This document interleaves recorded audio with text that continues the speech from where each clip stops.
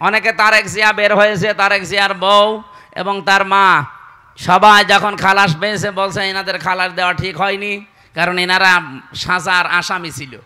আরে ভাই, সাজা যে দিয়েছে কি সাজা বলে? এ তো সব বানানো। আর আমি নিজে যেহেতু ভিকটিম, আমি তো নিজে টের পেয়েছি আমার উপরে যে মামলা ছিল পুরাটা বানোয়াট, মিথ্যা। এই জন্য 15.5 বছরে রাজনৈতিক যত মামলা হয়েছে সব মিথ্যার বানোয়াট। এদের মামলাও মিথ্যার, সাক্ষীও মিথ্যা। হাসিনা পালিয়েছে, ওর বিচারপতি পালিয়েছে, মামলার আয়ু পালিয়েছে, সাক্ষীরা পালিয়েছে। তাহলে এটিএম আজহারুল ইসলাম এখনো কেন জেলখানায় আছে? এটা তো বিবেকে মেনে নেয় না। কথা বলেন না কেন? এই জন্য ভুল যারা সিদ্ধান্ত চাপিয়ে দিচ্ছেন, আল্লাহ এমনি না, ভুল বিষয়গুলো আল্লাহ চাপিয়ে দেবেন যদি বিবেককে কাজে না লাগান। আজ নেতানিয়াহুর কারণে তাদের দেশটা ধ্বংস হয়ে যাচ্ছে। আমার মনে হয় এভাবে যদি আর মাত্র 8-10 দিন চলতে থাকে দাবানলটা আর এই ভূমিকম্প, দেখবেন বিশ্বের মানচিত্র থেকে অভিশপ্ত রাষ্ট্র এই ইহুদিরা, এই ইসরায়েল আর থাকবে না। ঠিক ওর বন্ধু যেহেতু এটা ও যা আরম্ভ করেছে তার বিবেক কাজ করছে না। আজ আমি কালকে কয়েকটা ইন্টারন্যাশনাল রিপোর্ট পেয়েছি, আন্তর্জাতিক, আপনার মাথা খারাপ হয়ে যাবে। এই যে আজ 9 মাস চলছে হাসিনা পালিয়ে যাওয়ার, এই 9টা মাসই ও বারবার চেষ্টা চালিয়েছে এই দেশে যেন অন্তত বিডিআর হত্যা আর শাপলা চত্বরে হেফাজত হত্যার বিচার কেউ যেন না তোলে। কারণ ভালো করে জানে যে দুইটা ঘটনা একেবারে ডাইরেক্ট ঘটিয়েছে মোদি। এখন সব প্রমাণ একেবারে হাতে নাতে ধরা পড়ছে। দিগন্ত টেলিভিশন এমনি বন্ধ করে নাই, ইসলামী টেলিভিশন এমনি বন্ধ করে নাই, কারণ এদের কাছে সব ভিডিও ফুটেজগুলো এখনো আছে, এখন তারা সব ছাড়তেছে। আলহামদুলিল্লাহ, এটা রাজশাহী জেলার চন্দ্রিমা, খড়খড়ি নারিকেল বাড়িয়া, কেচুয়াতুল কেন্দ্রীয় ঈদগাহ ময়দানে কেন্দ্রীয় ঈদগাহ কমিটির উদ্যোগে সপ্তম বাৎসরিক তাফসিরুল কোরআন মাহফিলের স্বনামধন্য সভাপতি জনাব SM ওমর ফারুক, প্রধান অতিথি বাংলাদেশ জামাত ইসলামী কর্তৃক মনোনীত পবা মোহনপুর এ আসনের সম্মানিত নমিনি অধ্যাপক মোহাম্মদ আবুল কালাম আজাদ, আতালাল্লাহু উমরাহু ওয়া বারাকাল্লাহু ফি হায়াতি, আমিন। এতক্ষণ যারা আলোচনা রাখলেন আপনাদের এলাকার সন্তান মাওলানা রেজাউল ইসলাম উজ্জ্বল, মাওলানা হোসাইন মাহফুজ, হাফেজ মাওলানা আব্দুর রশিদ, বিশেষ অতিথি অনেক মানুষের নাম দিয়েছেন, যেহেতু আজকে সময় কম তো একবারে দোয়া করছি ওয়ারাফা'না লাকা যিকরাক, এদের মর্যাদা সম্মান যেন আল্লাহ দুনিয়া আখিরাতে আরো বাড়িয়ে দেয়। তো মর্যাদা সে আল্লাহ বাড়াবে, আমার তো ভেতরে কোনো কিছু থাকা লাগবে নাকি? আমার ভেতরে কিছু নেই, আন্দাজে আল্লাহ মর্যাদা বাড়াবে? হ্যাঁ, মর্যাদার সম্মান আল্লাহ নিজের জন্য, রাসূলের জন্য, আর ইমানদার যারা তাদের জন্য। আলিল্লাহিল ইজ্জাতু ওয়ালি রাসূলিহি ওয়ালিল মুমিনিনা ওয়ালাকিন্নাল মুনাফিকিনা লা ইয়ালামুন। ইজ্জত, সম্মান, মর্যাদা আমি আল্লাহ এটা রেখেছি, নির্ধারিত করে দিয়েছে আমার নিজের জন্যে, আমার রাসূলুল্লাহর জন্যে। আর 2 নম্বরে 3 নম্বরে যারা পৃথিবীতে ঈমান আনে তাদের জন্য। সুতরাং যাদের ঈমান আছে এদের মর্যাদা যেন আল্লাহ আরো বাড়িয়ে দেয়। ঈমানে যাদের ভেজাল আছে এটা যেন ভেজাল মুক্ত হয়।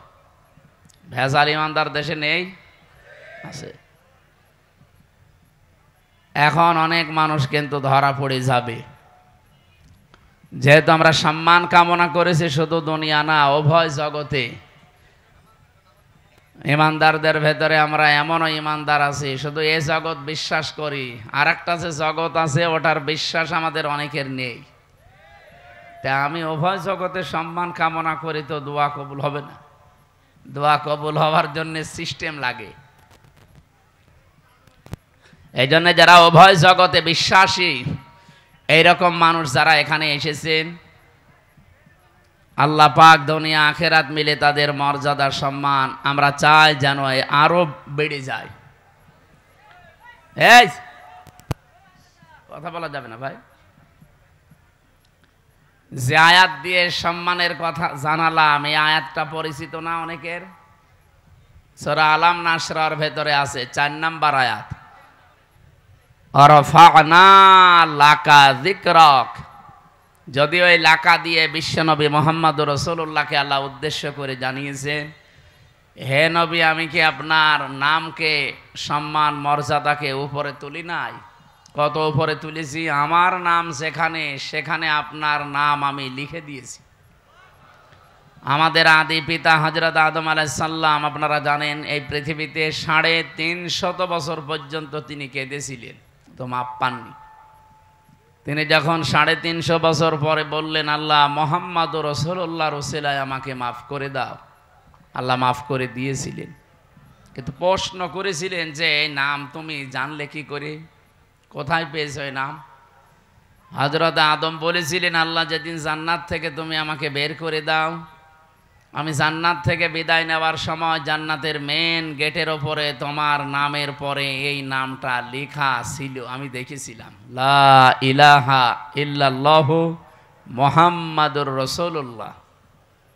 আমি মনে করলাম যে এই নামটা দামি নাম হবে, অবশ্যই তোমার নিকটবর্তী কেউ হবে, নয়তো তোমার নামের পাশে এই নামটা থাকতো না। আল্লাহ ওই দিন তার মর্যাদা জানিয়েছিলেন যে এটা তোমারই সন্তান হবে, এটা পৃথিবীর শ্রেষ্ঠ মানুষদের একজন।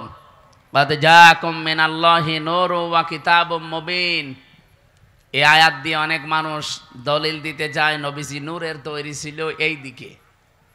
এখান থেকে কয়েকটা শিক্ষা আমরা বের করতে পারি। বলেন তো, আল্লাহ জিজ্ঞাসা করার জবাব দিলেন কি? যে এই লোকটার ওসিলা দিয়ে যে তুমি মাপ চাইলে, এই লোকটাকে তুমি এখনো জানো না, লোকটা তোমার সন্তান, এ দুনিয়াতে তোমার পরে যাবে। কি বুঝলেন এখান থেকে? আদম আলাইহিস সালাম অনেকে জিন ছিলেন না ফেরেশতা ছিলেন? মানুষ। বলেন না কেন? আরো জোরে বলেন। আর মানুষ আল্লাহকে দিয়ে বানিয়েছে, এটা আমরা সবাই জানি। কোরআনে কারিমে আল্লাহ বহুবার এ তথ্য দিয়েছেন, ইন্নী খালিকুম বাশারাম মিন তিন, অবশ্যই আমি মানুষ বানিয়েছি মাটি থেকে। সুতরাং সরাসরি আমরা আয়াত থেকে, যেটা সূরা সুয়াদের ভেতরে পাবেন, 23 নাম্বার পারা 16 নাম্বার পৃষ্ঠা 5 নাম্বার লাইনে আছে, 71 নাম্বার আয়াত সম্ভবত।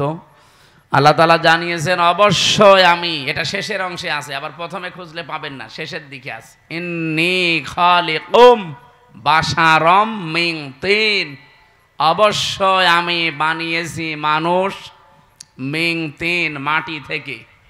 এখানে যেহেতু আদম আলাইহিস সালাম উদ্দেশ্য, এই জন্য পৃথিবীতে একটা মানুষকে আল্লাহ শুধু বানিয়েছেন মাটি দিয়ে, আমাদের আদি পিতা যিনি। তাছাড়া দুনিয়ায় আর কাউকে আল্লাহ সরাসরি মাটি দিয়ে বানাননি, বানিয়েছেন মাটির নির্যাস দিয়ে। আর মাটি বানিয়েছেন কমপক্ষে 10টা জিনিস দিয়ে। আপনি মাটি গবেষণা হয় যেখানে সেখানে মাটি নিয়ে যাবেন, দেখবেন 10টা জিনিস ওরা বের করে দেবে। অক্সিজেন দেবে, আয়রন দেবে, সিলিকন দেবে, এরকম অ্যালুমিনিয়াম দেবে, ম্যাগনেসিয়াম দেবে, পটাশিয়াম দেবে, এরকম 10টা জিনিস আমরা পাই। তাহলে এখান থেকে বুঝলাম পৃথিবীতে একমাত্র মাটি দিয়ে বানিয়েছে আদম নবীকে। আমাদের এই জন্যে আদি পিতা বা একেবারে প্রথম বাবার নাম জিজ্ঞাসা করলে কি বলা হয়?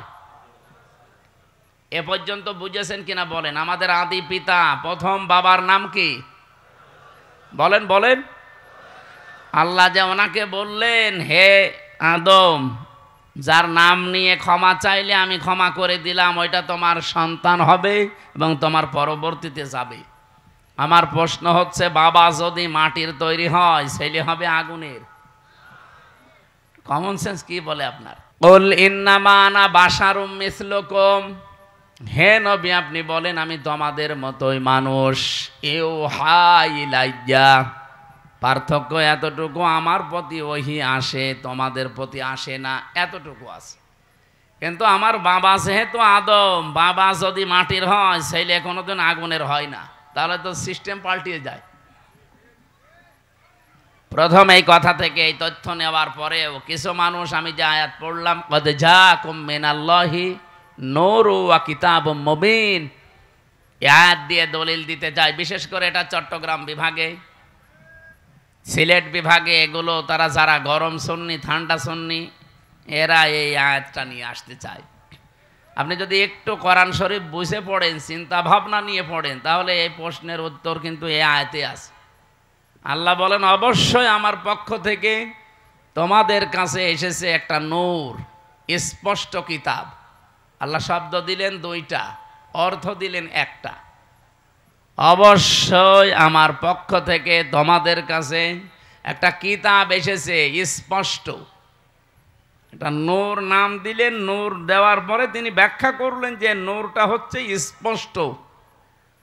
এখন আমরা এখানে তাফসীর করতে গিয়ে অনেকে হয়তো ভুল করি অথবা জেনে শুনে কোনো দিকে ডাইভার্ট হয়ে যায়, নিজেদের বিভিন্ন জিনিসকে এর উপরে চাপিয়ে দেওয়ার জন্য বলা হয় যে এখানে নূর মানে মুহাম্মাদুর রাসূলুল্লাহ আর কিতাব মুবিন মানে কোরআন শরীফ।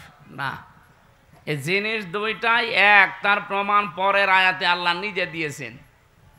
এটা সূরা মায়েদার 15 নম্বর আয়াত, এর পরের আয়াতে দেখেন দুইটা জিনিস এসে এক, তার প্রমাণ আল্লাহ দিচ্ছেন। এদিকে তাকান, আল্লাহ পাক বলেন ইয়াহদি বিহিল্লাহ, এইটার দ্বারাই আমি হেদায়েত করি, পথ দেখাই। যেহেতু আল্লাহ এখানে ইয়াহদি বিহি এ শব্দটা আল্লাহ বহু বচন দেননি, দ্বিবচন দেননি, এক বচন দিয়েছেন। মুফাসসিরিন ইকরাম, আমি যত তাফসীর পড়েছি সব মুফাসসির এই বিহি দিয়ে ওই আগের দুইটা নাম একটা জিনিস এইটাই বুঝিয়েছেন। আল্লাহ বলেন আমার পক্ষ থেকে অবশ্যই তোমাদের কাছে নূর যাবে, স্পষ্ট কিতাব যাবে। তাহলে নূরও যা, স্পষ্ট কিতাবও তা, তার নাম কোরআন শরীফ। তার নাম কি বলেন বলেন? এতটুকু শেষ করেননি আল্লাহ, এ পর্যন্ত বললে আমাদের বিভ্রান্ত হওয়ার সম্ভাবনা থাকতো। এই জন্য আল্লাহ ব্যাখ্যা করছেন ইয়াহদি বিহিল্লাহ। এখানে ফাইল কর্তা সরাসরি আল্লাহ নিজে। আল্লাহ বলেন আমি এইটার দ্বারাই হেদায়েত করি। আর আমরা সবাই জানি পৃথিবীতে হেদায়েত দেওয়ার একচ্ছত্র মালিকানা কোরআনের। আল্লাহর মানে কি? আল্লাহর কথাই তো কোরআন। এই পৃথিবীতে কোরআনকে আল্লাহ হেদায়েত দেওয়ার মতো ক্ষমতা দিয়েছেন, তাছাড়া আর কাউকে দেয়নি। এমনকি নবীজির হাতে আল্লাহ হেদায়েত ছেড়ে দেয়নি। যদি থাকতো নবী নিজের চাচাকে দিত। শুধুমাত্র হেদায়েত দেওয়ার ক্ষমতা আছে কার? আরে কোরআন শরীফ কার? এই জন্য যালিকাল কিতাবু লা রাইবা ফি, এই যে কিতাবের আগে আলিফ লাম দিয়ে আল্লাহ নির্দিষ্ট করে দিয়েছেন একটাই মাত্র কিতাব দুনিয়ায় পাঠালাম যেটা মানুষকে হেদায়েত দিতে পারে। এবার আসেন আমরা মূল কথায় যাইতে চাই। যেহেতু পৃথিবীর একখানা কিতাব আছে মানুষকে হেদায়েত দিতে পারে, আর কেউ পারে না, সেই হিসাবে আল্লাহ কিতাবের নাম এখানে নূর বলার পরে আবার উল্লেখ করেছেন ওয়া কিতাবুম মুবিন। ওই নূরটাই হচ্ছে স্পষ্ট কিতাব। পরা কোরআন শরীফে তাফসিরে এটা হচ্ছে মাযহারির ভেতরে আছে 55টা নাম পাবেন আপনি কোরআনের। 55টার ভেতরে 5 নাম্বার নাম আপনি এইটা পাবেন। আমি 55টায় নাম পড়ে দেখেছিলাম। কোরআনের নাম হচ্ছে আল কোরআন, আল ফুরকান, আল কিতাব, আন নূর, আত তানজিল। এভাবে একটা একটা করে আপনি নাম পাবেন 55টা। যেহেতু কোরআনের নাম আমার আল্লাহ নিজে নূর দিয়েছেন, আর এই কোরআনের বরকত অথবা এই কোরআনের পরিস্থিতি আমাদের কাছে আরো স্পষ্ট করার জন্য পরবর্তী শব্দে আল্লাহ কিতাবুম মুবিন লাগিয়েছেন। আমাদের এই রাজশাহী, খুলনা, রংপুর এই সমস্ত বিভাগে যেহেতু সমস্যা একটু কম এই শব্দ নিয়ে, তারপরেও স্পষ্ট করছি নবীজি নূরের তৈরি বললে তার সম্মান বাড়ে না, আরো কমে যায়। বাবা সেইটার আপনি সন্তানকে ওইটা বলে চালাবেন। বিশ্বনবী মুহাম্মদুর রাসূলুল্লাহ, এখান থেকে আপনি প্রমাণ আজকে পেলেন ইয়াহদি বিহিল্লাহ। এই বিহি এক বচন, এজন্য পৃথিবীতে কোরআন শরীফ হচ্ছে নূর, আর মুহাম্মদুর রাসূলুল্লাহকে আল্লাহ নূর দিয়ে বানিয়েছেন। এই আয়াত দিয়ে দলিল দিয়ে আপনি একটা পাগল। তাহলে বিহি আল্লাহ দিত না, বিহি মা দিত। যে নবীজি এবং কোরআন শরীফ এই দুইটা দিয়ে আমি হেদায়েত দান করি, তাহলে বিহিমা দিল না কেন? আমি আলেমদেরকে বলছি যারা একটু লেখাপড়া করেন এই আয়াতটা নিয়ে বাড়ি যারও চিন্তা ভাবনা করবেন। আমার তো মাথা ছোট, ভুল হতে পারে। যাদের মাথা বড় বড় আছে, এ বড় মাথায় আরো এই যে এক হুজুর বসে আছে না, কি যেন গোলাম রব্বানি, কি মাথা দেখেছেন? আমার মনে হয় দুই মাথা মিলে ওনার মতো হবে না। তো ওনার মতো বড় বড় মাথা যাদের, তারা যেন আরো একটু চিন্তা ভাবনা করে। বিহি আর বিহিমা, ইহদি বিহিল্লাহ মানিত্তাবা রিদওয়ানাহু সুবুলাস সালামি ওয়া ইখরিজুহুম মিনাজ যুলুমাতি ইলান নূর। আল্লাহ পাক বলেন এইটার দ্বারাই আমি হেদায়েত করি। এইটা মানে এখানে এক বচন কোরআন। মানিত্তাবা, যে ব্যক্তি অনুসরণ করবে কোরআনকে, রিদওয়ানাহু, এবং তার সন্তুষ্টি চাইবে, তার মানে আল্লাহর। সবুলাস সালাম, সবুল বহুবচন, সালাম আল্লাহ পাক তার নিজের নামটা এখানে দিলেন। পৃথিবীতে যত শান্তির পথ আছে সব আমার আল্লাহ কোরআনে দিয়েছেন। এই শান্তির পথ আমার আল্লাহ তাকে নসিব করবেন যদি এটার অনুসরণ করা হয়। ইখরিজুহুম, তিনি বের করবেন তোমাদেরকে। ইখরিজুহুম দিয়েছেন, তিনি বের করবেন তোমাদেরকে মিনাজ যুলুমাতি ইলান নূর, অন্ধকার থেকে আলোর দিকে। আর সেটা দিয়ে তিনি বের করবেন তার নাম যেহেতু নূর, আমরা বলি কোরআন। নাম কি? আমার মনে হয় এই প্রশ্নের উত্তর আর দেওয়ার দরকার নেই, আপনি স্পষ্ট হয়ে গেছেন। যে কথা বলতে চাই এখান থেকে, মুহাম্মদুর রাসূলুল্লাহর নাম নিয়ে হযরতে আদম নবী একদিন দুই দিন না 300 বছর কন্দন করেও মাপ পাননি। শেষে এই নামটার কারণে আল্লাহ মাফ করে দিয়েছিলেন। এই জন্যে সম্মান মর্যাদা দুনিয়াতে আল্লাহ যত বেশি এই পৃথিবীতে দিয়েছেন, একেবারে সে আরশের মেন দরজা থেকে শুরু করে জান্নাতের মেন গেট থেকে শুরু করে তামাম পৃথিবীতে যেখানে আল্লাহর নাম সেখানে রসুলের নাম। কি আপনি দেখেন বাংলাদেশে প্রায় 1110 কিলোমিটার পথ, টেকনাফের একেবারে শেষ গ্রাম থেকে পঞ্চগড়ের তেতুলিয়ার ওই বাংলা বান্দা পর্যন্ত সব মিলিয়ে আপনি হিসাব করে দেখবেন 1110 কিলোমিটার। কত? 1110 কিলোমিটারের ভেতরে শুধু বাংলাদেশের এরিয়ায় আমি হিসাব করে দেখেছি কম পক্ষে 13 মিনিট 4 সেকেন্ড একাধারে আজান হয়। আমার ভাইরা, টেকনাফের একেবারে শেষ গ্রাম থেকে যখন আজান আরম্ভ হয়, এরপরে হয়তো আসবে বখিয়া, এরপরে চট্টগ্রাম, এরপরে বান্দরবন, এভাবে একটা একটা করে আপনি আস্তে আস্তে দেখবেন টেকনাফ থেকে একেবারে তেতুলিয়ার বাংলা বান্দা পর্যন্ত 0 পয়েন্ট পুরা একাধারে 13 মিনিট 4 সেকেন্ড আজান হতে আছে, 1 সেকেন্ডও বাদ নেই। যেখানে আল্লাহর নাম উচ্চারণ হবে আশহাদু আল্লা ইলাহা ইল্লাল্লাহ, মুয়াজ্জিন সঙ্গে সঙ্গে বলবে আশহাদু আন্না মুহাম্মাদুর রাসূলুল্লাহ, বলবে না? আল্লাহ বলেন রাফা'না লাকা যিকরাক, আমার নাম যেখানে আমি আপনার নাম ওই জায়গায় উপরে তুলে দিয়েছি। আমার নামকে ডাকার পরে অনায়াসেই মানুষ দেখবেন আপনার নামটা উচ্চারণ করবে। এই জন্যে সম্মান মর্যাদা উচ্চতা এটা আমার জন্যে, আমার রাসূলের জন্যে, আর যারা ঈমান এনেছে তাদের জন্যে। সুতরাং সম্মান মর্যাদা যাদের কামনা করেছি আল্লাহ যেন উভয় জগতে তাদের ঈমানের উপরে টিকে থাকার তৌফিক দেন, বলেন আমিন।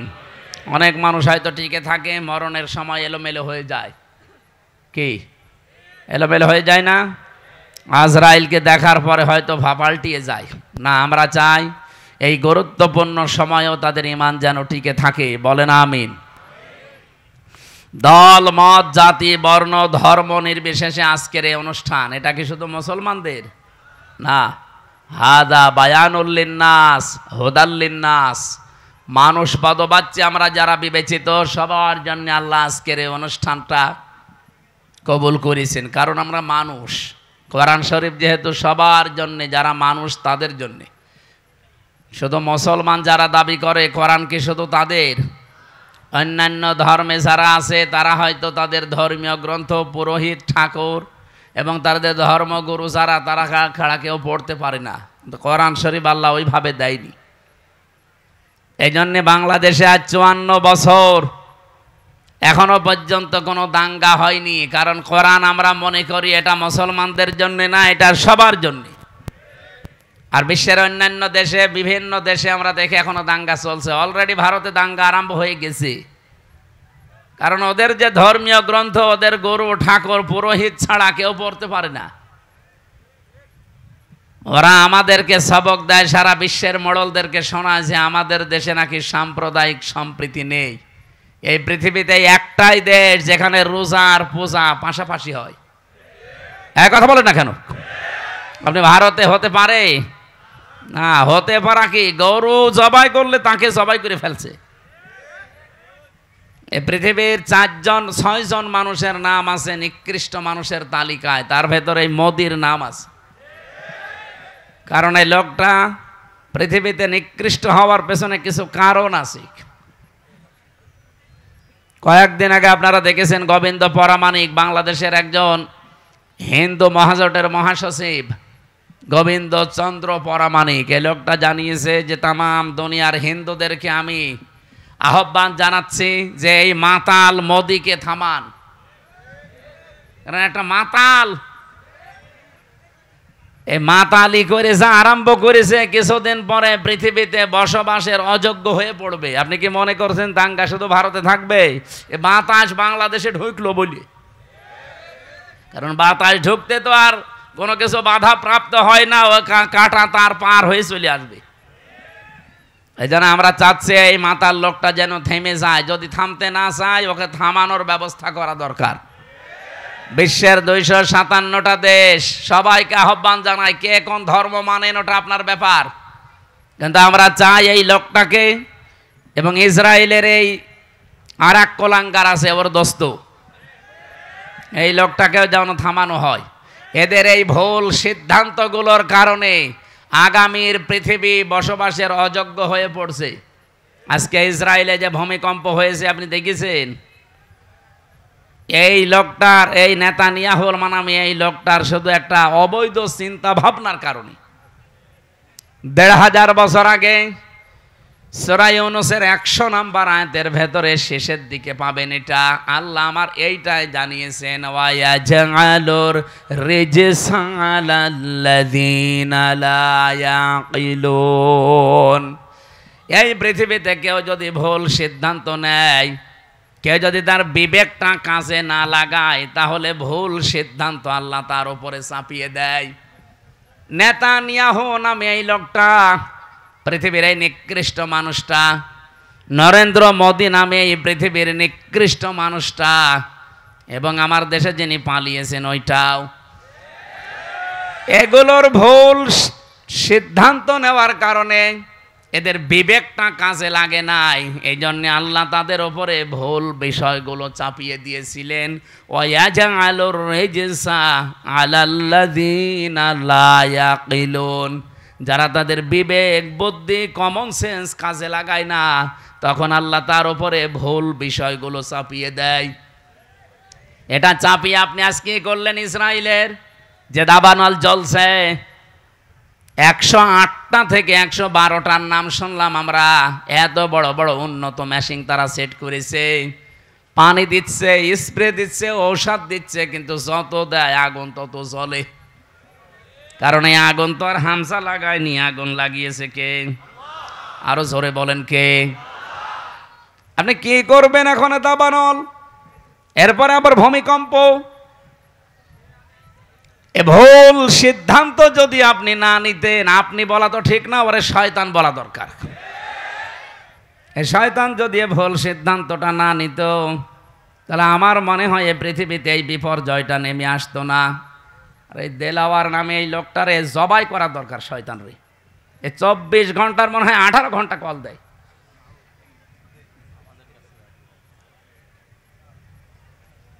কোনো কমন সেন্স না আছে কি আল্লাহ জানে। ও যেন মরে যায় আজকে। কি বলবো বলেন তো? একটা লোক যদি 520 বার কল দেয় তাও একদিনে, আমি কি মানুষ না? আমার বউ পর্যন্ত বিরক্ত এই লোকটার উপরে। কি গো, এর কি কোনো কাজ কর্ম নেই? আমি ওর বাড়ি কুমিল্লা, আমি ওই লাইনে আগে যাই, ওরে আমি 2 হাত দিয়ে চড়াবো শয়তান রে। সময় সুযোগ মতো দেবে না, কাজ নেই কাম নেই, যখন তখন আন্দাজে খালি দিতে আছে। আর মেসেজ লেখে খুব জরুরি কথা আছে হুজুর, ধরে কি কেমন আছেন একটা কথা হলো। শয়তানের, আমার মনে হয় যে ওরে এখনই চড় দে।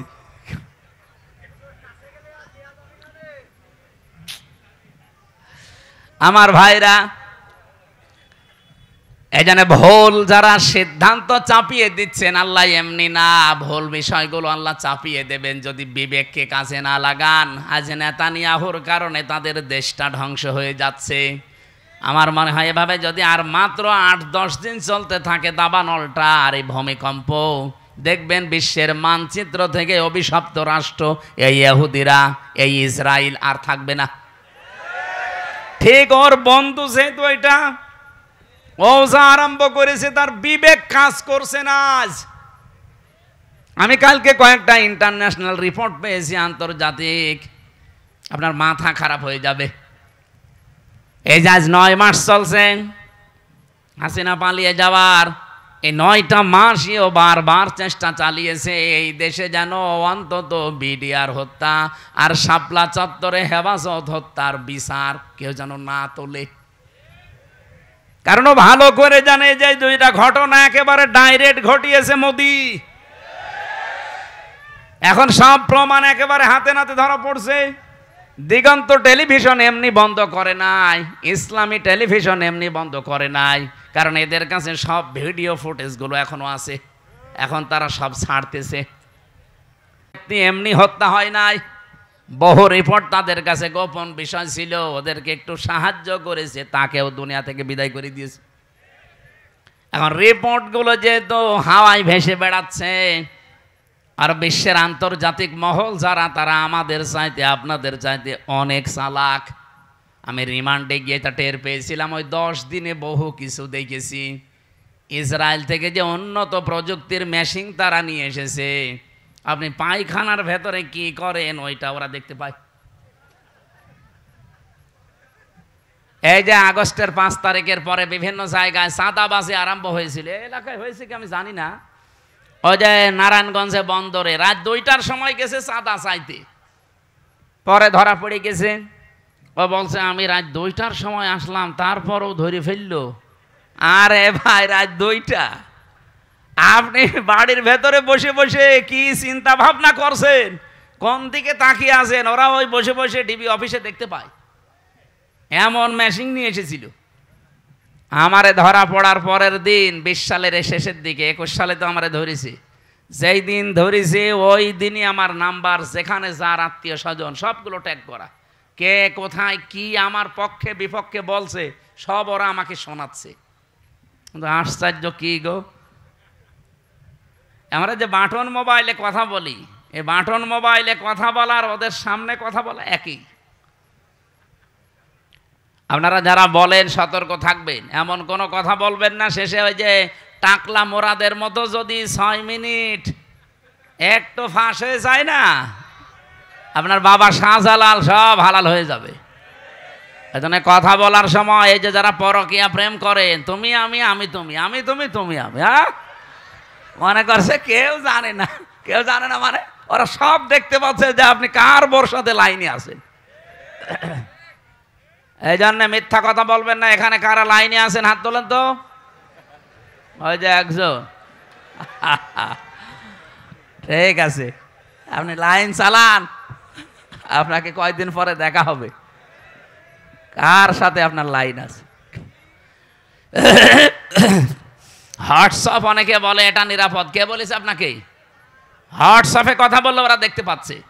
এ বাংলাদেশের নিরাপদ হওয়ার মতো কোনো এখন অ্যাপস আর নেই। সে যেইটাই বলেন, মেসেঞ্জার বলেন, ইমো তো আরো ঘরের ভেতরে। ওই ইমতে কথা বলা আর ওদের সামনে বসে বসে বলা একই। হোয়াটসঅ্যাপটা এটা সবাইকে ওরা ট্যাগ করে না, যাদের টার্গেট করে তাদের। এই যে এই ভুল সিদ্ধান্ত নেওয়ার কারণে বিবেকটা কাজে লাগছে না, এই কারণে আজকে যে বিপর্যয় নেমে আসবে, এই দাঙ্গা তৈরি হওয়ার কারণে শুধু কি মুসলমান মরবে, হিন্দু মরবে না? এক কথা বলেন না কেন? ওখানে যদি মনে করেন মুসলমান আছে 30 কোটি, হিন্দু আসে 100 কোটি, এই কারণে আপনি মুসলমান 10 জন মেরে ফেললেন, হিন্দু 2 জন মরিস। বাংলাদেশে আমরা 92 জন মুসলমান 100 জনের, বাকি 4 জন হিন্দু, অন্যান্য জাতি মিলে আর 4 জন। ওখানে যদি 2 জন মুসলমান মরে, এখানে 5 জন মরবে না?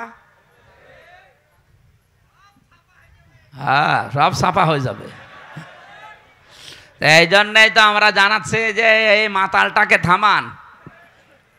এই মাতালের মাতলামি করার কারণে পৃথিবীর ক্ষতি হয়ে যাচ্ছে। আগামীতে আমার মনে হয় এ পৃথিবী বসবাসের অযোগ্য হয়ে যাবে। বসবাস যে করবেন সেরকম পরিস্থিতি আর পাবেন না। ওই চাচা এরশাদ মরার আগে যা বলেছিল ওইটা দেখতে পাবেন, যে ঘর থেকে বের হলে খুন আর ঘরে থাকলে গুম হয়ে যাবে। আল্লাহ আমাদের হেফাজত করুন, বলেন আমিন। আমি এখান থেকে এই 2টা দেশের নাম বলার পরে একটা বিষয়ে সিদ্ধান্ত নিতে চাচ্ছি, আপনারা একমত হবেন কিনা আমি জানি না। বাংলাদেশে যিনি দায়িত্বে আছেন প্রফেসর ডক্টর মোহাম্মদ ইউনূস, 2টা নবীর নাম নিয়ে বসে আছেন, মোহাম্মদ আর ইউনূস। 2 নবীর নাম আপনার। আমরা চাই আপনার বিবেক আপনি কাজে লাগাবেন। বিবেক বহির্ভূত কোনো কাজ যদি এই দেশে আপনি থাকতে চালু হয়ে যায়, তাহলে আল্লাহ কিন্তু ভুল সিদ্ধান্ত চাপিয়ে দেবে। হাসিনা পালিয়েছে, ওর বিচারপতি পালিয়েছে, মামলার আয়ু পালিয়েছে, সাক্ষীরা পালিয়েছে, তাহলে এটিএম আজহারুল ইসলাম এখনো কেন জেলখানায় আছে? এটা তো বিবেকে মেনে নেয় না। কথা বলেন না কেন? আমরা চাই আজহার সাহেবকে পরশুদিন বৃহস্পতিবারে, ওনার আবার আরেকটা ডেট আছে, এই ডেটে যেন আর কোনো বাঙালিকে হাইকোর্ট দেখানো না হয়। আমরা এই মাজলুম মানুষটার মুক্তি চাই। আপনারা চান না? কারা চান দেখি? লিল্লাহে তাকবীর।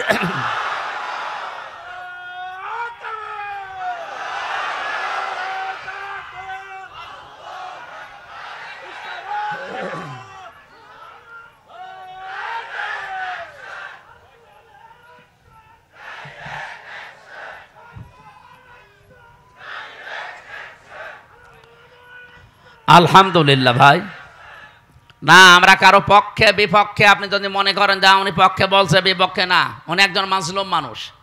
ওনার সাক্ষী দেখেছে কেউ 6 কিলোমিটার দূরে, কেউ 3.5 কিলোমিটার, কেউ 3 কিলোমিটার। ও কি দিয়ে দেখলো? আর এই বানোয়াট একটা বিষয়ের ওপরে ওনাকে আপনি এতদিন 13 বছর রেখেছেন, এই তো একটা জুলুম। কথা বলেন না কেন? এরপরে যদি আবার জুলুম করা হয়, লোকটা নড়তে পারে না। আমি তো 3 বছর ছিলাম তার পাশে। ফাঁসির কন্ডেম সেলের ভেতরে এই একটা মানুষের খায়েশ পূরণ করার জন্য তাদের ওপর অত্যাচার আমার ওপরও করেছে 3 বছর। আমার মনে হয় এতদিনও যদি টিকে থাকতো, তো এতদিনও আমরা বাইরের জগৎ দেখতে পারতাম না, এতদিনও ওই মামার বাড়ি থাকা লাগতো। এই জন্য যাদেরকে বের করে দিয়েছে এই আগস্টের 5 তারিখের পরে, কেউ যেন না থাকে। অনেকে তারেক জিয়া বের হয়েছে, তারেক জিয়ার বউ এবং তার মা, সবাই যখন খালাস পেয়েছে বলছে এনাদের খালাস দেওয়া ঠিক হয়নি, কারণ এনারা সাজার আসামি ছিল। আরে ভাই, সাজা যে দিয়েছে কি সাজা বলে? এ তো সব বানানো। আর আমি নিজে যেহেতু ভিকটিম, আমি তো নিজে টের পেয়েছি। আমার উপরে যে মামলা ছিল পুরাটা বানোয়াট, মিথ্যা। এই জন্য 15.5 বছরে রাজনৈতিক যত মামলা হয়েছে সব মিথ্যার বানোয়াট। এদের মামলাও মিথ্যার, সাক্ষীও মিথ্যা। আমার 4 জন সাক্ষী কুষ্টিয়া থেকে নিয়ে গিয়েছিল, জীবনে তাদের আমি চিনি না। আমি এই আগস্টের 5 তারিখের পরে যেহেতু তারা ভয়ে ভয়ে আছে, একদিন যেয়ে বললাম, ভাই কি সত্যি করে বলেন? বলছে পুলিশ এসে একদিন রাতের বেলা আমাকে বলছে, সাক্ষী যদি না দাও তোমার নামে মামলা দেব। এই হচ্ছে দেশের অবস্থা। এরকম মামলায় যদি আমি এখন শুধু জামিন না, আমি পুরা খারিজ হয়ে গেছে আমার মামলা। আমারটা যেমন আমি ন্যায় বিচার পেয়েছি, আমি চাই আজহার সাহেব ন্যায় বিচার পাবে বৃহস্পতিবারে। কেউ কোনো তাল বাহানা করলে, বিবেক যদি আপনার কাজে না লাগে, এমন ভুল সিদ্ধান্ত চেপে বসবে না দেশের ওপরে, শেষে সামাল দিতে পারবেন না। কারণ দেওয়ালে পিঠ থেকে গেলে তখন আর দিকটা ঠিক থাকে না। কথা বলেন না কেন? কত মানুষ এখন খুশি আছে আপনি কার খুশির জন্য এগুলো করছেন? অনেকে করছে আমরা জানি। এই জন্য আমরা কোনো বিবেক বহির্ভূত কাজ করতে চাই না। আজকে ঢাকায় দেখলাম বিভিন্ন জায়গায় মেয়েরা সাইনবোর্ড নিয়ে দাঁড়িয়ে আছে, আমাদের যৌন অধিকার নিশ্চিত করতে হবে। এই যে নারী কমিশনে যারা আছে, এই মানুষগুলো একে একে মহিলা বলা যায়? আমার মনে হয় এ মহিলাও না, এ পুরুষও না, এ হিজড়া হবে। নাই তো এরকম কথা লেখে কি করি? 318 পৃষ্ঠা আমি পড়েছি ওদের ওই কমিশনের পুরা বইটা, সবগুলো ইসলাম বিরোধী এবং ইসলামের বিপক্ষে একেবারে ডাইরেক্ট অ্যাকশন নিয়েছে। তার ভেতরে অন্যতম স্বামী আর স্ত্রী, এরা যদি দুইজন সংসার করার, স্বামী বলে আমি এখন সংসার করতে চাই, স্ত্রী বলে যদি না আমার এখন মন নেই, এরপরও যদি স্বামী সংসার করে, স্ত্রী যদি মামলা দেয়, তাহলে ধর্ষণ মামলা হবে। আর ধর্ষণ মামলা হলে সাক্ষী লাগবে না। স্বামী স্ত্রীর ঘরের ব্যাপারটা কি সাক্ষী কেউ দেবে? সাক্ষী পাবেন কোথায়? হয় আপনি ইউটিউবারদের ওখানে সেট করে রাখবেন, এক কথা বলছে না, তাহলে সাক্ষী আপনি পাবেন কোথায়? আর বিচারক যে রায় দেবে, ওকে আন্দাজে তো রায় দিতে পারবে না, সাক্ষী লাগবে না। আর ওই জিনিসকে দেখেছে কে সাক্ষী দিতে যাবে বলেন? সুতরাং এইরকম নীতিমালা যারা তৈরি করেছে, এ কি সুস্থ না অসুস্থ? আমার মনে হয় এদেরকে আর বাইরে রাখা ঠিক হবে না, তাহলে এই সমাজের ক্ষতি হবে। এদেরকে পাঠানো লাগবে পাবনায়। আরো জোরে বলেন। জেলখানা দেওয়ার দরকার নেই, পাবনায় পাঠিয়ে দেন, ও থাক। কয়েকদিন আগে পাবনায় গিয়েছিলাম, যে দেখলাম পাগল বেশি নেই, সব ভালো হয়ে চলে গেছে। এখন এদেরকে পাঠানো দরকার। ওরা পয়েন্টটা লিখেছে দ্বিতীয়টায়, যে শরীর আমার, সিদ্ধান্ত আমার। জেনা ব্যভিচারের ব্যবসা খুলে বসতেছে। শরীর আপনার মানে আপনার শরীর কে দিয়েছে? আপনার বাবা মা দিয়েছে আপনার শরীর। আপনার বাবা আর মার দায়িত্ব ছিল শুধু বিছানায় থাকা। এই শরীরটা আমার আল্লাহ নিজে বানিয়েছেন। সূরা নূরের ভেতরে আছে, সূরা কি মুমিনুনের ভেতরে আল্লাহ পয়েন্ট আকারে দিয়েছেন যে তোরে কি করে বানালাম আমি। সুম্মা খালাকনান নুতফাতান আলাকাতান ফাখালাকনাল আলাকাতা মুদগাতান ফাখালাকনাল মুদগাতা ইযামা ইলা আখিরি আয়াত। আল্লাহ একে সিরিয়াল আকারে দিয়েছেন, আমি নুতফা এর আকারে, এরপরে আমি এটা মুদগা, এরপরে আলাক, এরপরে রক্তগোস্ত চর্বি চামড়া দিয়ে একটা ছাউনি দিয়ে বাচ্চার আকার দিয়ে ছেলে না মেয়ে হবে সে সিদ্ধান্ত দিয়ে মায়ের পেট থেকে আস্তে করে বের করে নিয়ে আসি। আল্লাহু আখরাজাকুম মিন বুতুনি উম্মাহাতিকুম লা তা'লামুনা শাইআ। এই আয়াতগুলো পর্যালোচনা করলে দেখা যায় পুরাটা দায়িত্ব আমার আল্লাহ পালন করেছে। বাকি শুধু সিস্টেমটা আমার আল্লাহ, যেহেতু মার বাবার কাছ থেকে শুধু সিস্টেমটা একটু, তাছাড়া আল্লাহ নিজেও আমাদেরকে বানিয়ে আকাশ থেকে ফেলতে পারতো না? আমাদের আদি পিতাকে ফেলে নাই, কথা বলেন না কেন? আদি মাতাকে ফেলে নাই। তাদেরকে যদি আল্লাহ ফেলতে পারে, এমনকি বাবা ছাড়াও আল্লাহ বানাতে পারে হযরত ঈসাকে, প্রমাণ তো দুনিয়ায় আছে। সুতরাং যারা এই পয়েন্ট লিখেছেন আপনারা কিন্তু স্বাভাবিক নেই। আমার মনে হয় তারা মেয়াদ উত্তীর্ণ গাঁজা খায়। মেয়াদ আলা গাঁজা খেলে তো এত নিছেন আমার কথা না, দেহ আমার, সিদ্ধান্ত আমার। আবার এক মহিলা লিখেছে ব্যানারে যে আমার চামড়া আমি দেব। ওরে শয়তান, এগুলো কি মানুষের কাতারে পড়ে? তৃতীয় নাম্বারে পয়েন্টে ওরা লিখেছে যে যৌনকর্মী যারা, তাদেরকে শ্রমিকের মর্যাদা দেওয়া লাগবে। আমার এই পয়েন্টটা পড়ার পরে মনে হচ্ছিল, আল্লাহ যদি বাংলাদেশে কোনো ডাকাত বলে, ইউনূস সাহেব আমাদেরকেও কিন্তু মর্যাদা দেওয়া লাগবে শ্রমিকের, কারণ আমাদেরও কষ্ট কম হয় না। ডাকাতি করা কত কঠিন, গাছ কেটে কাঁধে নিয়ে রাস্তায় ফেলে গাড়ি দাঁড় করিয়ে এত বড় ছুরি সামনে নিয়ে দাঁড়ানো লাগে। এখন বলছেন এখানে, আমি তো নিজে দেখেছি কয়বার ডাকাতের হাতে পড়লাম। একবার পড়েছিলাম সাতক্ষীরায়, বিশাল এক গাছ কেটে ৮-৯ জন কাঁধে করে রাস্তার মাঝে দিয়ে গাড়ি থেমে গেল। সবার পেছনে পেছনে বড় বড় ছুরি। আমি তো কাঁচ খুলে দেওয়ার পরে দেখি মুখ বের করে কয়েকজন মুখ বাঁধা। আমার টাকা পয়সা চা, আমি আগেই বের করে বলছি নেন। বলছো হুজুর আপনার টাকাও নেব, আল্লাহ মাফ করবে। আরে শয়তান, এত কষ্ট করছে আর বলছে আপনার টাকাও নেব, আল্লাহ মাফ করবে। তাই আপনার কষ্ট হচ্ছে না যে কত বড় গাছ, আপনার ঘাম ঝরছে কপাল দিয়ে। এখন ওরা যদি কালকে থেকে আওয়াজ তোলে যে ডাকাতি করতে কম কষ্ট না, আমাদের শ্রমিকের মর্যাদা দেওয়া লাগবে, এ পর্যন্ত থাকলেও কিছু বলতাম না। কিন্তু সমস্যা হয়ে দাঁড়াবে, কারণ এই শব্দটা পুরা হাদিসের বিরুদ্ধে, কোরআনের বিরুদ্ধে। আপনি দেখেন সূরা কসসের ভেতরে আছে, মুসা আলাইহিস সালামকে যেদিন শুআয়ব আলাইহিস সালাম উনি শ্রমিক হিসাবে নিয়োগ দেবেন, ওনার মেয়েদের ওই যে কুয়া থেকে পানি তুলে দিয়েছিলেন, কুয়া থেকে ওই বিশাল কুয়া থেকে পানি তুলে নেওয়ার সময় ওনার ঘাম ঝরছিল। মেয়ে দুইটা গিয়ে বলেছে, বাবা এরকম একটা শক্তিশালী এবং বিশ্বস্ত, আমিন বলা হয় কোরআনে আছে আমিন, এরকম একটা বিশ্বস্ত শ্রমিক পেয়েছি, আপনি যদি নিতে চান তো উপকার হবে, তার শরীরের শক্তি আছে আমরা দেখেছি। 4-5 জন রাখাল মিলে যে ঢাকনা সরাতে পারে না কুয়ার, অথচ ওই লোকটা দেখলাম 1 হাত দিয়ে কুয়ার ঢাকনা সরিয়েছে।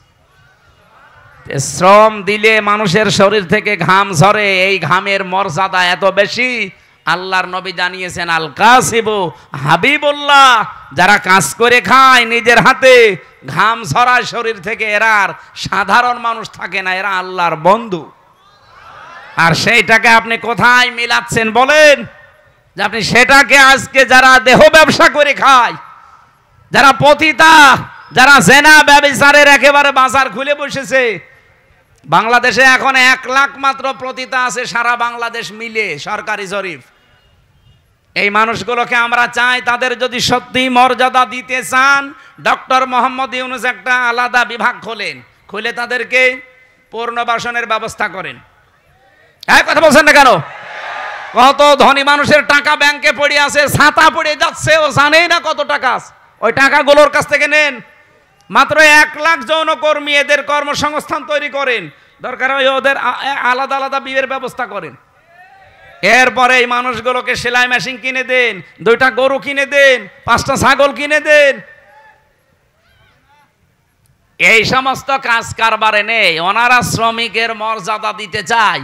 যেই কয়জন কমিশনে আছে সবগুলো তিলক পরা আর টিপ পরা, এগুলো সব ওই স্বৈরাচারের দোসর, ওই খনি হাসিনার দোসর। এই 15.5 বছরে সব ওদের পক্ষে কথা বলতো, এখন হঠাৎ করে সুর পাল্টিয়েছে। আপনি সুর পাল্টান আর রং পাল্টান, কোরআনের বিরুদ্ধে আপনি অবস্থান নিয়েছেন। এই জন্য আমরা বারবার বলছি, এই কমিশনের রিপোর্ট তো দূরের কথা, ও কমিশনই দেশের মানুষ মানে না। এরপরও যদি বাধ্য করেন, আগস্টের 5 তারিখ কিন্তু শেষ হয়ে যায়নি, আবার আসতেছে। এই কথা বলেন না কেন? হাজারো আল্লাহর কোরআনের 13টা আয়াত ওরা ভুল ধরেছে। ভারতে আল্লাহর কোরআনের 26টা আয়াতের বিরুদ্ধে কেস দিয়েছে, আর এখানে অলরেডি 13টা আয়াতের বিরুদ্ধে ওরা মামলা দিয়েছে। মামলায় তো এটা, কারণ এর বিরুদ্ধে অবস্থান নেওয়া, কয়েকদিন পরে দেখবেন বলবে এটা বাতিল করেন, এটা আর মানি না।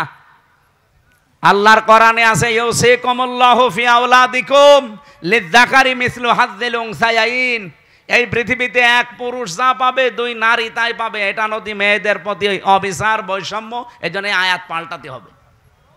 কত বড় ক্ষমতা আপনার! এজন্য ভুল বিবেক বহির্ভূত কোনো কাজ যদি কেউ করে ফেলেন, আল্লাহর কসম আল্লাহ কিন্তু ভুল বিষয় চাপিয়ে দেবে। তখন এই যে দাবানল চলবে, তখন ভূমিকম্প আসবে। আমি আর বাকিটা বললাম না। এই জন্য যারা দায়িত্বে আছেন, আহ্বান করে আপনারা এখনো আপনার বিবেকটা কাজে লাগান, নয়তো ভুল বিষয় চেপে বসলে তখন সামাল দেওয়া কঠিন হয়ে যাবে। আল্লাহ আমাদেরকে বোঝার তৌফিক দিন, বলেন আমিন। সূরা তাওবার 100 নম্বর আয়াত আমরা পড়েছি। আমার আলোচনার বিষয় হচ্ছে সাহাবীদের অনুসরণ। এটাতে কত বড় গুরুত্বপূর্ণ জিনিস আমাদের জন্যে। আল্লাহর নবী জানিয়েছেন, আল্লাহ আল্লাহ ফি আসহাবি লা তাত্তাখিদুহুম গরাদাম মিন বাদি ফামান আহাব্বাহুম ফাবিহুব্বি আহাব্বাহুম আমান আবগাদাহুম ফাবিবগদি আবগাদাহুম আখায়রু উম্মতি করনি সুম্মাল্লাযীনা ইয়ালুনাহুম সুম্মাল্লাযীনা ইয়ালুনাহুম ইলা আখিরি আয়া ইলা আখিরিল হাদিস। এটা হাদিসের ভাষা। নবীজি বলেন, পৃথিবীর মানুষেরা আমার সাহাবীদের সম্পর্কে সাবধান। আমার সাহাবীদের সম্পর্কে, আমার সাহাবীদের সম্পর্কে সাবধান। আমার সাহাবীদের সাথে কেউ যদি শত্রুতা করে, সেজন্য আমি নবীর সাথে শত্রুতা করে। একজন আজানের জবাব দিয়ে দেন, দিলে আদায় হয়ে যাবে, দিয়ে দেন, একজন দিয়ে দেন। এই পৃথিবীর কোন মানুষ যদি আমি নবীর সাথে দুশ্মনী করে, সেজন্য দুশ্মনী করে কার সাথে? বলেন বলেন, আল্লাহর সাথে। এজন্য আমাদের এই জায়গাটা খুব সেনসিটিভ জায়গা। আল্লাহ এত বেশি প্রশংসা দিয়েছেন সাহাবায়ে কেরামের, যেহেতু আল্লাহ তাদের ওপরে বলে দিয়েছেন রাদিয়াল্লাহু আনহুম ওয়া রাদু আনহু, আমি নিজে তাদের ওপরে খুশি হয়ে গেছি যেমন তারা আমাদের ওপরে খুশি আছে। সুতরাং তাদের পথ অনুসরণ অনুকরণ করলেই আল্লাহকে সন্তুষ্ট এবং রাজি খুশি করা যাবে বলে আমরা কোরআন থেকে তথ্য পেয়েছি। ঠিক আছে, দেখছি এগুলো ওই সময় হয়নি। আপনাদের মনে হয় টাকা পয়সা ঈদগার কাজে লাগাবে, এখনো টাকা ওঠে নাই। আমার 2-3 মিনিট সময় চাচ্ছে, দেব? আজানের সময়টা আপনারা যদি যা এনেছেন দেওয়ার জন্য দিতে পারেননি, একটু দিয়ে দেন। কই ভেতরের লোকজন কই? একটু তাড়াতাড়ি করেন ভাই, যারা যাও যে ভেতরে যাচ্ছে যান, খালি বের করে রাখেন, আজান হতে হতে ওরা বের হয়ে চলে যাবে। ওঠে কে? বসেন।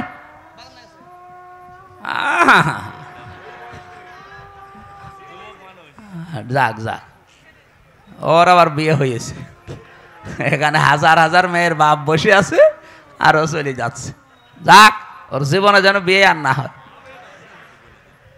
1-1.5 ঘন্টা বসে থাকতে পারে না, বিয়ে দিলেও সংসার টেকবে না। এই যে দাম্পত্য জীবনের কলহ এবং তার সমাধান, পুরুষের এবং নারীদের দুইটা শ্রেণীরই সমস্যা আছে আমাদের কম বেশি। আজকে এসে নোয়াখালী থেকে এক লোক এসেছে আপনাদের এখানে তালাকের মাসলা নিতে। তালাকের মাসলা দুইটা আছে, তো ইমামদের মতামত আমি দুইটাই বলেছি, আপনি যেটা মানবেন মানেন। এই জন্য তালাক কেন হয়, স্ত্রীদের কারণে মানুষ কেন জেলখানায় থাকছে এখন এই যে 3 বছর, আমার মনে হয় 100 জনের 60-70 জন শুধু বোর কারণে জেল খাটতেছে। এই জন্য মেয়ে লোক থেকে খুব সাবধানে থাকবেন। পারতপক্ষে কোনো মেয়ে লোকের সাথে মোবাইলে কথা বলতে যাবেন না। কোন পানি কোন দিকে গড়িয়ে না আপনি মুসিবতে পড়বেন। এই বইটা এই গাড়িতে আছে, যাওয়ার সময় নিয়েছেন, কাজে লাগবে। 120 পৃষ্ঠা আছে এর ভেতরে। আর একটা আদর্শ ভাইরা দ্রুত আপনারা যান। স্বেচ্ছাসেবক ভাই যারা যেখানে দাঁড়িয়ে আছেন দ্রুত ভিতরে ঢোকেন, 2 মিনিট সময় আজান হলে শেষ হয়ে যাবে। স্বেচ্ছাসেবক ভাইরা আপনারা 150 স্বেচ্ছাসেবক এখানে আছেন, 150 জনই মাঠে ঢুকে যান।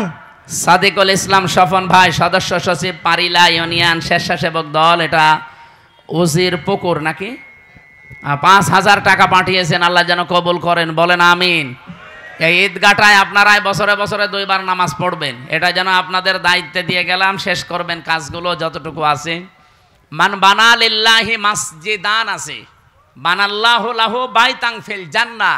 নবীজি বলেন, কেউ যদি একটা সেজদার জায়গা বানিয়ে দেয়, তার জন্য আল্লাহ নিজে জান্নাতে ঘর বানায়। সেজদা দিতে কি পুরা মসজিদ লাগে, পুরা ঈদগাহ লাগে? কতটুকু?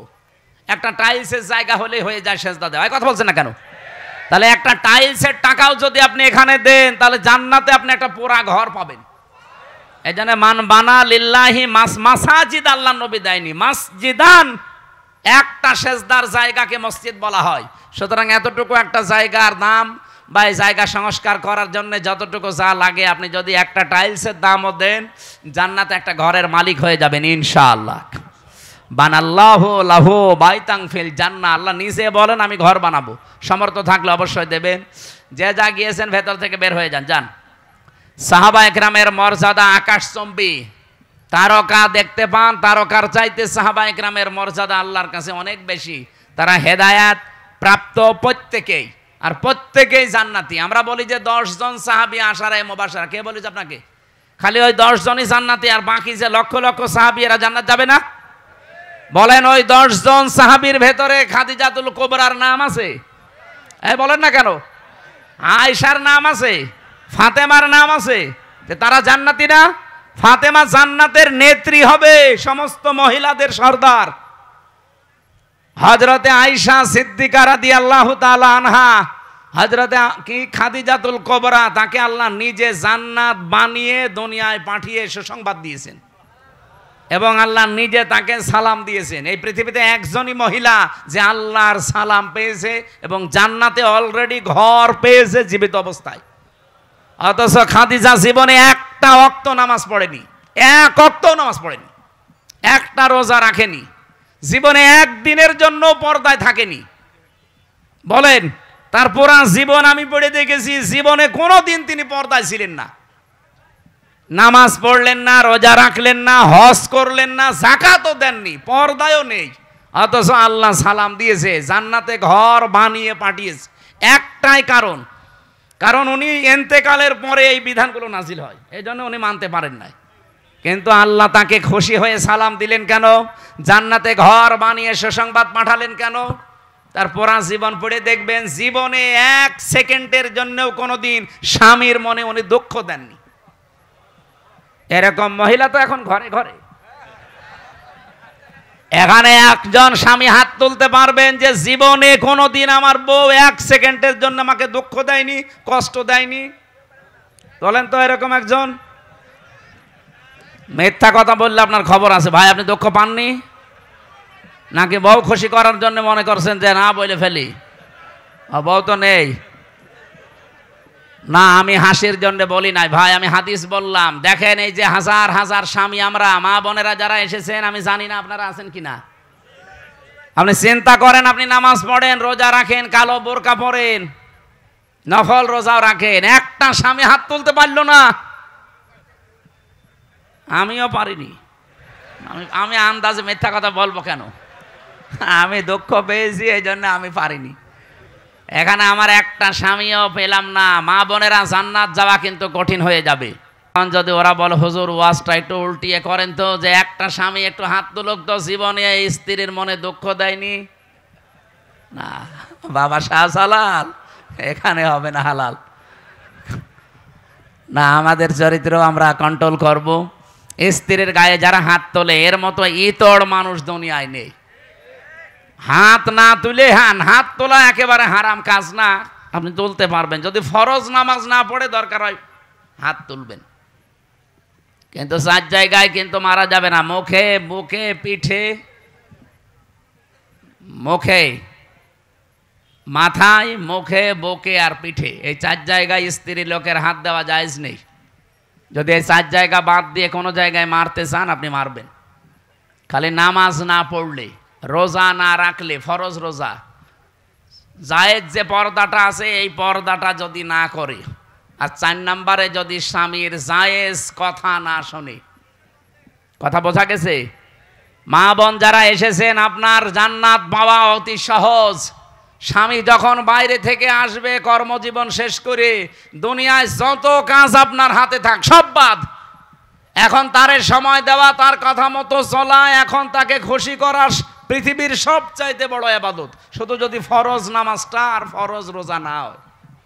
কোন স্বামী যদি পছন্দ করে যে আমার বউ হাতা কাটা ব্লাউজ গায়ে দিলে আমার ভালো লাগে, আপনি তাই দেবেন? কি কথা বলছেন না কেন? ওরা গায়ে দেয়, কিন্তু স্বামীর জন্য না, ওই মার্কেটে যাওয়ার সময়। যে মহিলা এরকম উল্টাপাল্টা পোশাক পরে রাস্তাঘাটে আসে, কি স্বামীকে খুশি করার জন্য না পাবলিক? আপনি একটা দাজ্জুস, আর দাজ্জুসের জন্য জান্নাত হারাম। নামাজ পড়ে, রোজা রেখে আর কালো বোরকা পরে কি করবেন? আমরা খাদিজাতুল কুবরার মতো মহিলা চাই। কথা বলেন না কেন? বলতে ঠিক। তো মুহাম্মদ রাসূলুল্লাহর মতো পুরুষ হওয়া লাগবে না? তুমি তো যৌতুক নেওয়ার উস্তাদ, আবার খাদিজার মতো বউ চাই। আমাদেরকে হওয়া লাগবে চরিত্রবান, মুহাম্মাদুর রাসূলুল্লাহর মতো, খাদিজাতুল কুবরার মতো স্ত্রী আমাদেরকে আল্লাহ মিলিয়ে দেবেন। বলেন আমিন।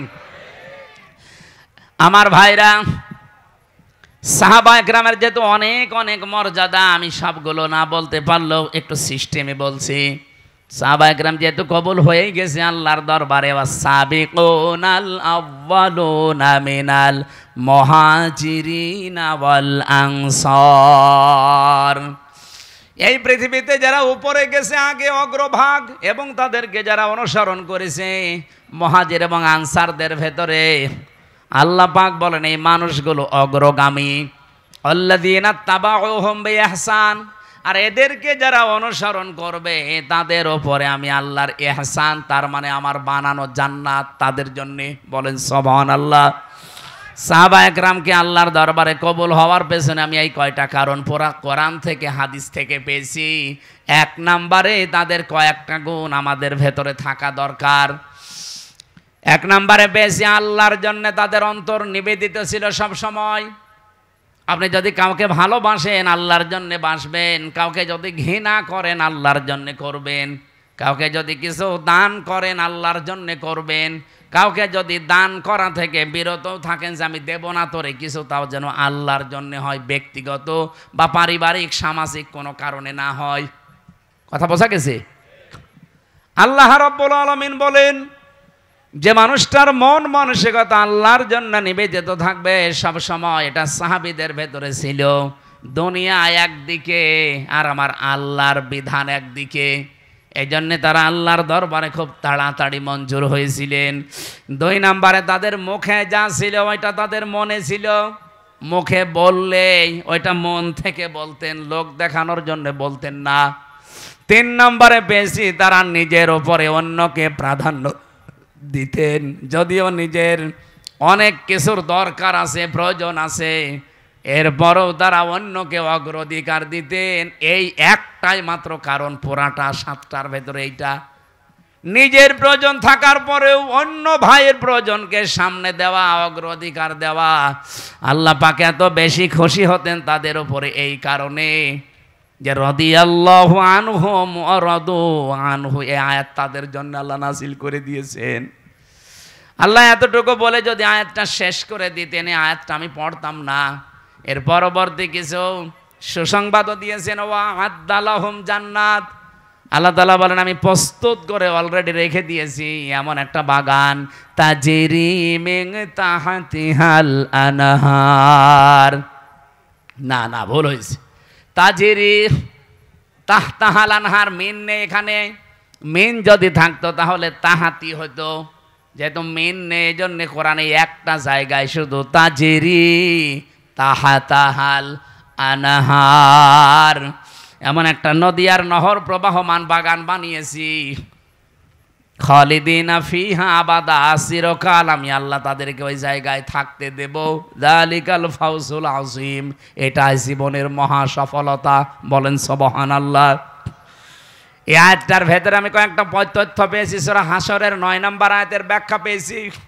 ওয়ায়ুসিরুনা আলা আনফুসিহিম ওয়ালাউ কানা বিহিম খাসাসা। আল্লাহ পাক বলেন ওদের নিজেদের প্রয়োজন আছে, এরপরও তারা অন্যকে অগ্রাধিকার দিয়েছে। হযরতে আনাস রাদিয়াল্লাহু তাআলা আনহু বলেন নবীজি মসজিদে নববীতে 2-2-3-3 পরপর 3 দিন মেহমান এসেছে তার কাছে। একবারে মেহমান আসার পরে রাতের বেলা আসার পর বিশ্বনবী ডাক দিয়ে বললেন আজকে এই মেহমানটা নিয়ে যাওয়ার মতো আমার ক্যাপাসিটি নেই, তোমাদের যদি কারো থাকে ক্যাপাসিটি তাহলে বলো একটু নিয়ে যাও। হযরত আনাস বললেন নবী আমার কাছে দেন। নিয়ে গেলেন বাড়িতে, স্ত্রীকে বলে নবীর মেহমান, যা পারো খেতে দাও।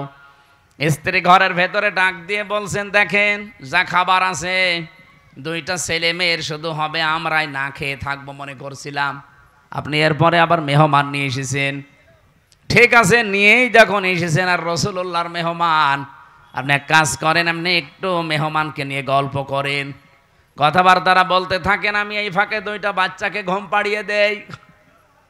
ঘুম পাড়িয়ে দিয়ে নিজের মেহমানকে সাথে নিয়ে আপনাকে আমি যখন বাচ্চাদের খাবারটা দিয়ে দেব, এরপরে আমি নিজের থেকেই বাতি লিভিয়ে দেব। আপনি অন্ধকারের ভেতরে শুধু মুখ নাড়াতে থাকবেন আর মেহমানকে খাবারটা দিতে থাকবেন আর বলবেন এই তো আলো নিয়ে আসো, আলো নিয়ে আসো। কয়েকবার বলতে বলতে যখন খাবার শেষ হয়ে যাবে আপনি শুধু মুখ নাড়াতে থাকবেন আর হাত নাড়াবেন, অন্ধকারের ভেতরে যেন সে মেহমান বুঝতে পারে যে না আপনিও খাবার চালাচ্ছেন। শেষ হয়ে গেল খাবারটা এভাবে। সকালবেলা মসজিদে নববীতে হযরতে আনাস বলেন আমি নামাজে গেছি, নবীজি আমাকে ডাক দিয়ে বললেন মেহমানের সাথে কি ব্যবহার করলে, কেন? আল্লাহর আরশ পর্যন্ত খুশি হয়ে গেছে, তোমাদের নামে সূরা হাশরের 9 নম্বর আয়াত নাজিল হয়ে গেছে। নিজেদের প্রয়োজন থাকার পরও যারা অন্যের অগ্রাধিকার দেয়, অন্যকে গুরুত্ব দেয়, তাদের জীবনটা সাহাবীদের মতো আল্লাহ কবুল করে নেয়। আজ বাংলাদেশে এটা খুব বেশি দরকার। এই কথা বলছেন না কেন? এটা আজকে দল মত জাতি বর্ণ ধর্ম নির্বিশেষে খুব বেশি দরকার। যদি সাহাবীদের মতো কবুল হতে চান, গ্রহণযোগ্য হতে চান, নিজের প্রয়োজন থাকার পরও অন্যেরটা অগ্রাধিকার দেবেন। এটা আমাদের অনেকের মন আছে, কিন্তু আমরা পেরিয়ে উঠি না বড় কারণে। আমার বোনের জন্য, আমার ভাইয়ের জন্য, আমার চাচার জন্য, আমার ফুফুর জন্য আমার মন আছে, আমি কিছু করব। আমার অগ্রাধিকার দেওয়া দরকার তাদের গুরুত্বের, তাদের পরিবারের, তাদের অসচ্ছলতার। কিন্তু অনেক পরিবারে আছে বউ শুধু টান দিয়ে ধরে, না অত দরকার কি? এরকম বউ দেশে নেই? কার বউ এরকম আছে মন ছোট? হাত তোলেন তো। না, এলাকায় ওসব নেই। এরপরে সাহাবায়ে কেরাম কবুল হওয়ার পেছনে কারণ পেয়েছি 4 নাম্বার, তারা লোক দেখানো কোনো কাজ করতেন না। আল্লাহ পাক বলেন আল্লাযীনা হুম ইউরাউনা ওয়া ইয়ামনাউনাল মাউন। আমরা যা করি যতটুকু ছোট হোক আর বড় হোক যেন আল্লাহর জন্য হয়। 5 নাম্বারে পেয়েছি তারা কাফেরদের প্রতি বড় কঠোর ছিলেন। এটা সূরা ফাতিহার 29 নাম্বার আয়াতে এই তথ্যটা পাবেন। মুহাম্মাদুর রাসূলুল্লাহ ওয়াল্লাযীনা মাআহু আশিদ্দাউ আলাল কুফফার। সাহাবায়ে কেরাম আল্লাহর দরবারে কবুল হয়েছিলেন, তার 5 নম্বরে কারণ ছিল তারা কাফেরদের প্রতি বড় কঠোর এবং ভয়ঙ্কর ছিলেন। আজ যারা কোরআনের বিরুদ্ধে 13 জায়গায় হাত দিয়ে কোরআন পাল্টাতে চায়, এরাও কাফের। বাংলাদেশে দলমত দেখা যাবে না, এই জায়গায় নবীর উম্মত এবং সাহাবীদের অনুসরণ করার ক্ষেত্রে কঠোর হওয়া লাগবে। আমরা কঠোর হতে রাজি আছি না? সামনে সব দলমত নির্বিশেষে কঠোর হয়ে যাবেন। এই আইন পাশ করা দূরের কথা, ওরা যেন ভয়ে কাঁপতে থাকে। আমরা তো আল্লাহর দরবারে সাহাবীদের মতো কবুল হতে চাই। আল্লাহ আমাদের তৌফিক দিন, আমিন। আরো জোরে বলেন।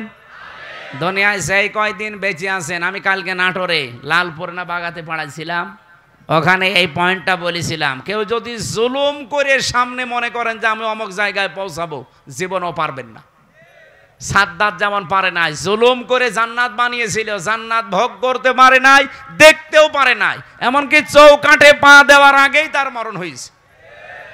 হাসিনাও জুলুম করে করেও টার্গেটে পৌঁছাতে চেয়েছিল 41 সাল, 41 সাল দিতে দেয়নি, 24 সালে শেষ।